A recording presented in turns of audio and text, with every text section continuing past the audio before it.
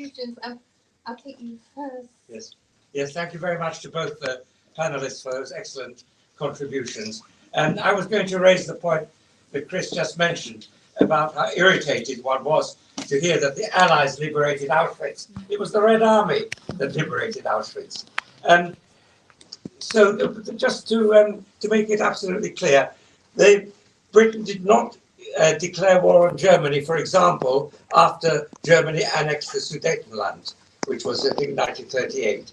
It was after the invasion of Poland in September 1939, which seems to be to emphasize what Chris has been arguing, that really it was not a war for democracy, it was a war to protect the interests of British capitalism. It was a war of imperialist rivalry between British capitalism and French capitalism on the one hand, and German capitalism on the other hand. The question just arises: what should socialists have done in the Second World War? Rosa Luxemburg famously said in the First World War she couldn't take sides against the rival imperialism. Should socialists have taken the same position in the Second World War as they took in the First World War? Thank you. Can we at the back in the corner? Yeah, on the subject of democracy in the Second World War, one of the things that is never discussed in the mainstream is the fact that at the end of the war, there was, across Europe, and Chris has mentioned Indonesia and Vietnam and various other places, there was a massive popular upsurge, which in cases that are not often talked about, liberated whole sections of Europe, whole parts of Europe, Greece, parts of Italy, parts of France. Paris was actually liberated by the Parisians in advance of the Americans arriving. And this happened, right across Europe, and it's not talked about very much. And it led not just to the hastening the defeat of the Nazis. It posed in various parts of Europe the possibility of a different way of organising society. In places like Milan and Turin and some of the Italian cities, workers were very, very central to organising things after the Nazis had been defeated and before the Americans got there. And actually, one of the reasons why Stalin, Roosevelt and Churchill met up in Potsdam and Yalta, partly they met up to carve up the post-Second World War Europe, but partly they met up to ensure that this popular movement was crushed in different ways. And Stephen's spoken very movingly about what happened in Hungary, about how Stalin's tanks crushed the 56 uprising later on. But in different ways, Churchill sent troops to Greece to put down the partisans there. American and British troops were involved in disarming the Italian partisans. And in France, the Communist Party was by far the biggest political party at the end of the Second World War, had a huge following. Stalin organised basically the disarming of the Communist Party and the kind of incorporation of the Communist Party into a sort of mainstream, sort of democratic operation. And workers were very, very disappointed at the fact that they had to give up their weapons. In fact, when they knocked down a load of tenements in Paris in the 1960s and 1970s, they found loads of weapons stashed away in basements and in chimneys, where workers who had been so enraged by the CP saying, you've got to give up your weapons, they kept them, just in case there was another opportunity. Okay, I've got lots of hands and not loads of time, so please keep your contributions to 2-3 minutes max if you can. Could you do that? Yeah. You had your hand up. Yeah. Thank you. Just wanted to say it's really important that we go back in history and just reveal information that's actually buried that we don't hear about in our normal education kind of teaching. I wanted to ask about colonization. It kind of finished, when you said about how Britain kind of lost after the Second World War. It kind of lost its hard power. if it actually continued with a soft power, and part of their soft power is kind of looking at what people like we are here in this country, and our families came here, and we didn't come here because, you know, we were economic immigrants, and we were created by British, and we were given, well, my family came on a work visa, you know, and so they wanted to continue these connections, and they're still continuing them, and that soft power is still there, and in a way it could be declining. And is there, within that system or declining soft power, is there a chance for something else to happen? Thank you. Yeah, I mean, thinking that the Second World War, people fought it for maybe two different reasons. The leaders in UK and in America and in Germany, it was an imperialist war, whereas for many people, working class people, it was a war against fascism. And then after the Second War finished, instead of saying we beat the fascists, we said we hate the Germans. We became a very racist nation. And if you look at it, Churchill was never very keen on defeating the Nazis. He just wanted to keep the Med open until '43. He didn't want to invade northern France. He was very much against it. The Americans pushed him into it because the Americans had imperial ambitions in Europe, and Churchill didn't. He just wanted to keep the seaways open, and in a way, they failed in both counts. They failed on keeping imperialism, and they failed on defeating fascism. So it was, in my opinion, the World War II was a bit of a failure. Thank you. Yeah, thank you. Just for Mr. Capos, between the two wars, two socialist states were set up in Europe, one in Bavaria and one in Hungary under Bela Kun, which is then Rosa Luxemburg got executed. So I just want to understand why those two didn't survive. Were they true socialist states, or what led to their suppression? What lessons can we take? Thank you. I just want to mention, in my mind, in a way, the Second World War ended with the nuclear bomb being dropped on Hiroshima and Nagasaki, and after that point, then we entered into the Cold War immediately, and also the nuclear age. And let's not forget the Labour government of 1945 did some very beneficial things, but it is still nevertheless a British imperialist government with a British imperialist foreign policy, and it had a nuclear capacity. And the woman back there referred to Britain's soft power. I tend to disagree. We've always been an imperialist power and continue to be an imperialist power, second, imperial to US imperialism, but Britain still continues to have a nuclear capacity. That means it still has high power. If you have a nuclear capacity, you have the capacity of wiping out millions of people. And the point is, which hasn't been mentioned, there are plans to bring US nuclear missiles to Lakenheath, US Air Force Base in Suffolk, just as there were plans which came into reality when nuclear weapons from the US were brought to Greenham Common in the 1980s. Thank you.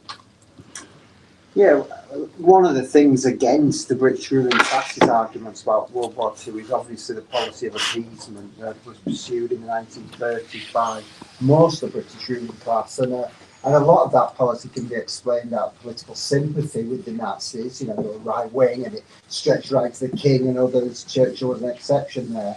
But I think, and this might be a point I've heard Chris make earlier, but another reason for appeasement by the British ruling class in the 30s was about their commitment to empire.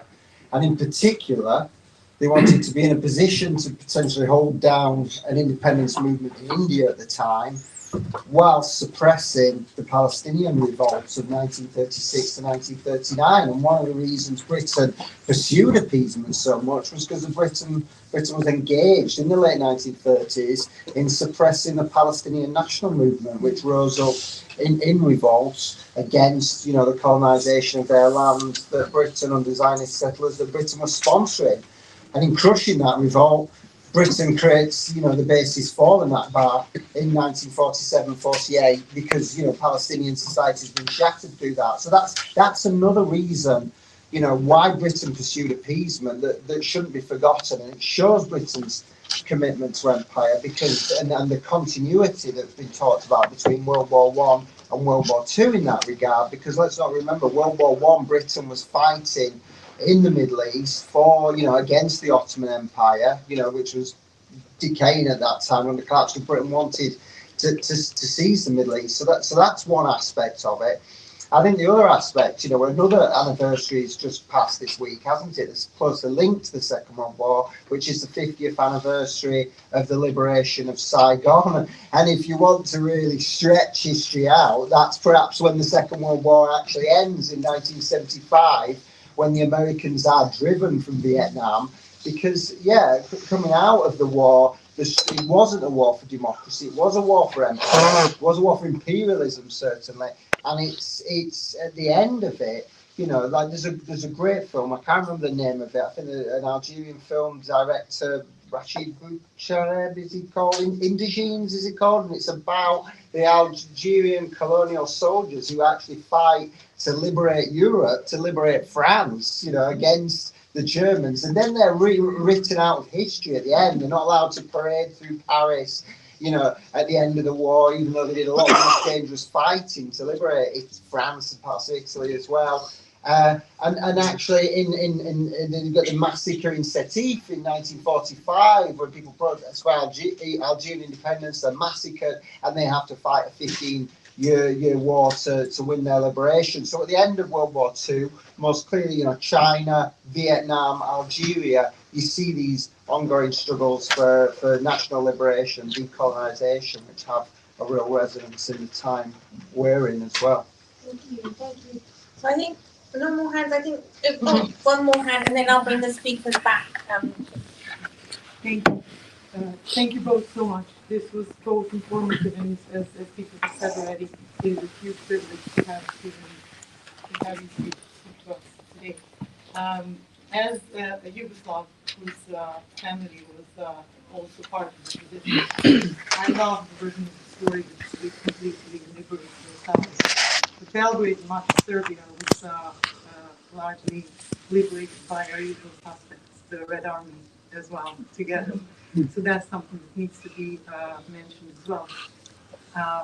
But I would like to know, Stephen, I have a question for you. In the period when Budapest and Belgrade are now 4 hours drive, have never been further away during this or after this 1948 schism. You were in Budapest, and then in '56, with the approachment under Khrushchev, you actually made your way to London, and you've lived to England, Britain, London ever since. And I just wanted to know, how does your politics evolve to this day, watching this schism happening and the expulsion of Yugoslavia and stuff, whilst you were there on the other side in Budapest? And were there any decisive moments where you thought to yourself, in all these decades and years, that your politics has changed, and how? Thank you. So just before I bring the speakers back, thank you. That was a really, really interesting discussion. And I do want to remind you about Stephen's interview on the Counterfire website. Please do have a look, because I'm sure we would like to listen to him from a lot longer there. And he does go into those fascinating, very important stories in the interview. Do check out our bookstall when you leave the meeting, and also I do urge you to please join Counterfire.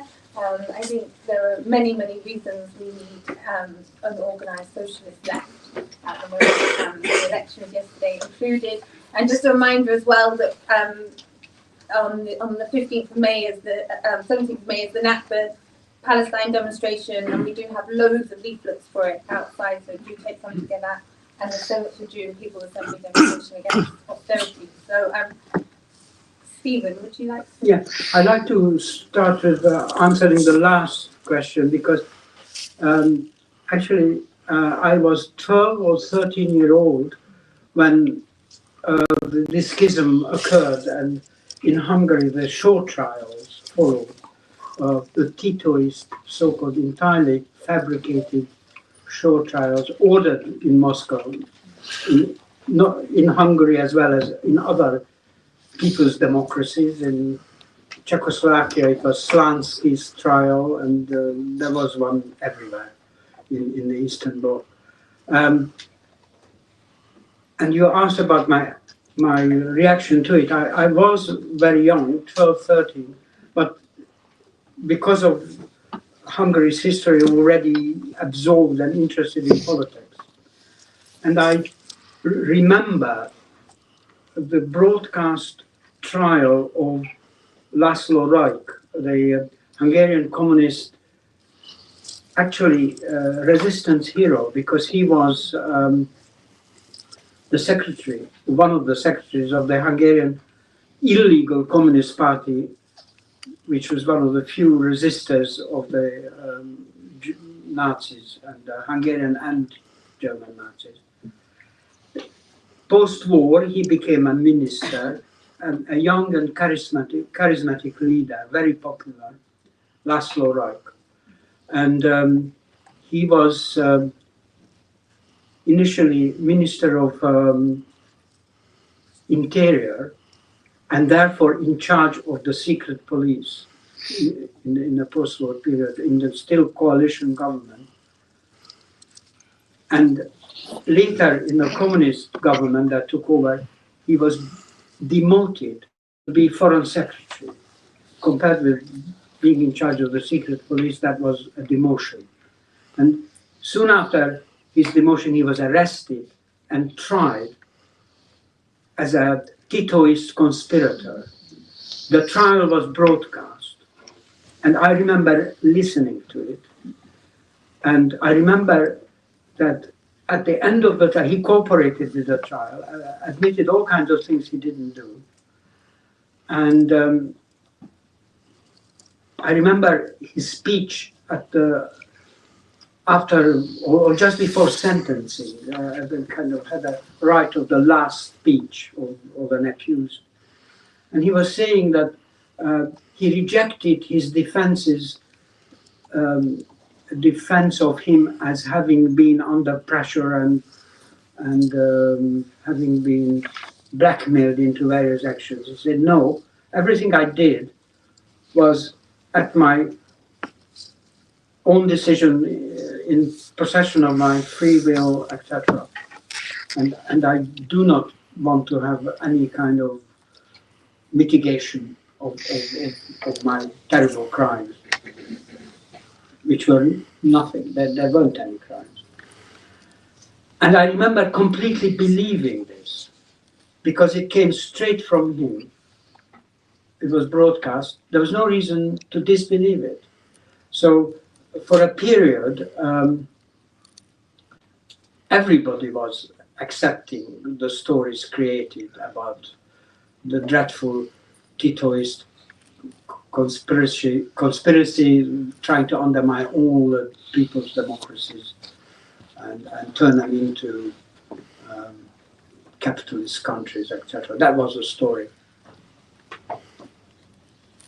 When Khrushchev made his speech, it had to be admitted that all this was complete fabrication. And it had an enormous impact on the uprising breaking out in Hungary.